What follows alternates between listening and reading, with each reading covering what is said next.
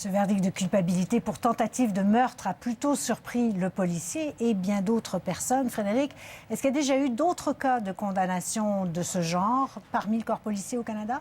En fait, Céline, c'est excessivement rare. Si on compile par exemple le nombre de morts lors d'interventions policières dans des situations vraiment très différentes, pendant 27 ans, regardez, entre 1988 et 2015, il y a eu 123 décès donc, de personnes impliquées dans les opérations policières. Si on regarde maintenant les dossiers qui ont mené vraiment à des accusations qui ont été portées contre les policiers, en fait, il y en a seulement 10 pendant ces 27 années-là. Meurtre au second degré, donc meurtre non prémédité, il y a eu 6 cas. Homicide involontaire coupable, seulement 4 cas.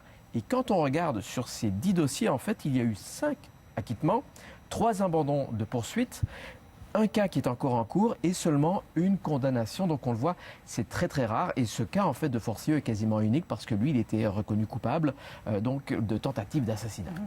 Donc très rare, surtout si on compare avec ce qui se passe aux États-Unis, quoi. Oui, exactement. Et là, c'est encore plus criant comme exemple. En fait, on le disait, donc 123 cas au Canada pendant 27 ans. Aux États-Unis, entre 2005 et 2015, il y a environ 1000 décès par an lors d'interventions policières. Alors, ça veut dire que pendant 10 ans, il y en a eu 10 000. Alors, qu'est-ce qui a mené en fait à des accusations portées contre les policiers? Il y a eu seulement 47 policiers qui ont été accusés et le quart d'entre eux ont été condamnés. Alors, tout ceci s'explique en partie parce qu'il y a beaucoup de morts lors d'interventions policières dans le cours normal des choses. Il y a des cas de légitime défense aussi, mais il faut savoir qu'aux États-Unis, dans ce genre d'accusation, d'abord, avant d'en arriver là, il y a un grand jury qui va se prononcer sur la pertinence ou non de porter des accusations. Et souvent, les Américains trouvent que parfois, c'est pas un petit peu trop favorable pour les policiers, ce type d'intervention-là. On se rappelle d'ailleurs le cas de Ferguson au Missouri l'an dernier. Mais justement, est-ce que c'est pas en train de changer très très lentement, mais quand même? Oui, et aux États-Unis ou même au Canada, puisque de plus en plus, il y a des témoins qui prennent des vidéos de ce qui se passe dans des extraits sonores, des extraits vidéo. Il y a aussi des systèmes de caméras de service public, si vous voulez.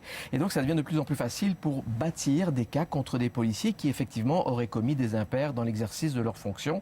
Et le cas de Forcio, c'est un exemple où là, on avait des vidéos sous plusieurs angles. Et donc, ça confirmait ce qui s'est réellement passé. C'est ce qui a conduit donc à la condamnation. Donc, effectivement, c'est en train de changer petit à petit. Donc, les vidéos commencent à jouer un rôle comme preuve à conviction dans les cas pour les policiers. On l'a vu aussi aux États-Unis, bien sûr. Évidemment. Merci beaucoup, Frédéric. Bonne soirée.